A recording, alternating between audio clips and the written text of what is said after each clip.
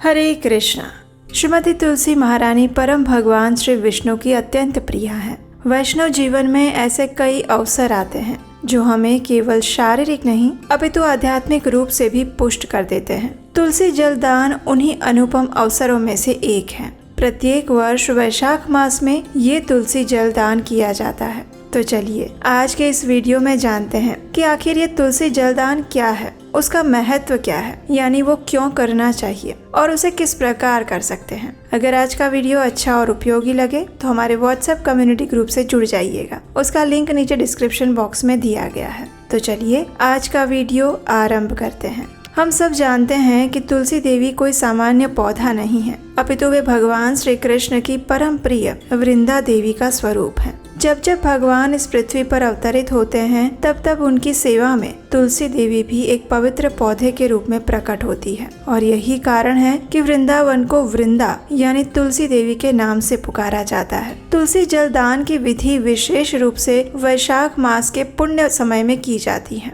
वैशाख को मधुसूदन मास भी कहा जाता है और ये मास गर्मी का समय होता है, ग्रीष्म ऋतु। इसलिए इसी मास में तुलसी देवी और शालिग्राम जी को जल अर्पण किया जाता है और जलदान का विशेष महत्व भी होता है। जब दिन भर तुलसी देवी के ऊपर बूंद बूंद जल टपकता रहता है तो उन्हें शीतलता मिलती है और गर्मी के समय में भी हमारी तुलसी हरी भरी और तरोताजा रहती है। शालिग्राम जी को जब गर्मी के समय में तुलसी और जल दोनों ही मिल जाए तो इससे श्रेष्ठ उनकी सेवा और क्या हो सकती है। इसलिए भी गर्मी के इस वैशाख मास में तुलसी शालिग्राम जलदान का विशेष महत्व बताया गया है। आइए अब देखते हैं कि ये तुलसी जलदान कैसे करना चाहिए। इसके लिए आप तुलसी जी के गमले के ऊपर एक छोटा मटका या फिर मिट्टी का पात्र रख सकते हैं जिसमें छोटा सा छिद्र हो। उसमें प्रातः काल ही जल भरकर रख दीजिए ताकि वो जल बूंद बूंद करके दिन भर तुलसी जी के ऊपर गिरता रहे। दिन के समय में अगर वो जल समाप्त हो जाए तो फिर से आप उस मटके में जल डाल सकते हैं। अगर आप सौभाग्यशाली हैं और गंगा, यमुना या फिर किसी पवित्र नदी के आसपास के विस्तार में रहते हैं तो इस मटके में गंगा जल, यमुना का जल या फिर किसी भी पवित्र नदी का जल भरकर भी रखा जा सकता है।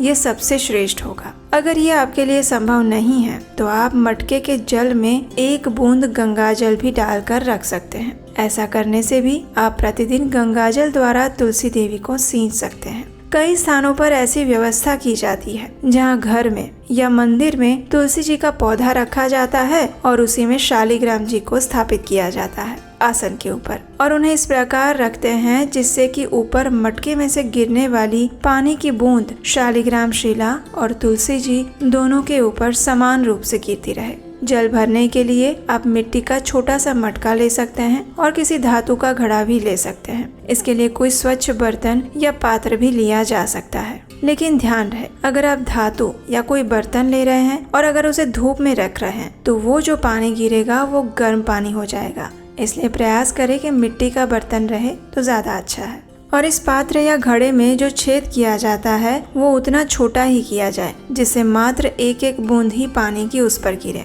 अधिक बड़ा या फिर अधिक छेद कर देने से तुलसी में पानी अधिक हो जाएगा तो भी तुलसी देवी को वो नुकसान पहुंचा सकता है। इस घड़े में आप आवश्यकता के अनुसार जल भरते रहिए और इस प्रकार संपूर्ण वैशाख मास में आप तुलसी और शालिग्राम जी को जल दान करने का अखंड यज्ञ कर सकते हैं। इससे तुलसी महारानी की विशेष कृपा आप पर बनी रहेगी और आप अपनी भक्ति मार्ग में तीव्रता से आगे बढ़ पाएंगे। जब जल अर्पण किया जाता है उस समय मन में हमें ये नहीं सोचना चाहिए कि हम किसी साधारण पौधे को पानी दे रहे हैं। वास्तव में वे श्री हरि की परम आराध्या देवी हैं जिनकी सेवा करने से भगवान स्वयं प्रसन्न हो जाते हैं। कहा जाता है कि जो भक्त तुलसी देवी को एक बार भी प्रेम पूर्वक जल अर्पित करता है उसके समस्त पाप उस जल की बूंदों के साथ बह जाते हैं। इस व्रत की पूर्णता तब होती है जब भक्त तुलसी जी की परिक्रमा करता है, आरती गाता है, उनका स्तुति और पाठ करता है। इसलिए इस मास में प्रतिदिन जलदान के साथ प्रातः काल तुलसी देवी की आरती,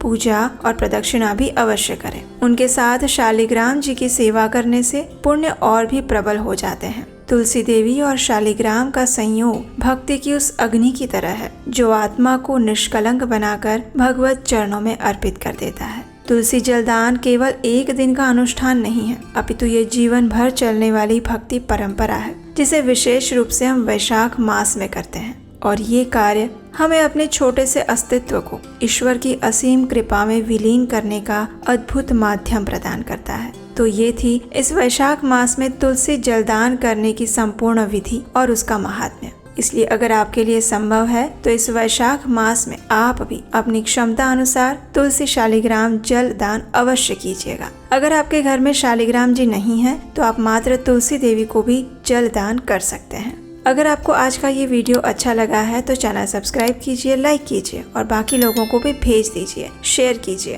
ताकि उन्हें भी तुलसी जलदान के विशेष महत्व के बारे में पता चले। और क्या इस वैशाख मास में आप तुलसी जलदान कर रहे हैं, ये हमें नीचे कमेंट बॉक्स में लिखकर जरूर बताइएगा। हमें प्रसन्नता होगी आपके कमेंट्स पढ़ने में। और हम आपसे मिलेंगे बहुत जल्द एक और नई जानकारी के साथ। हरे कृष्णा।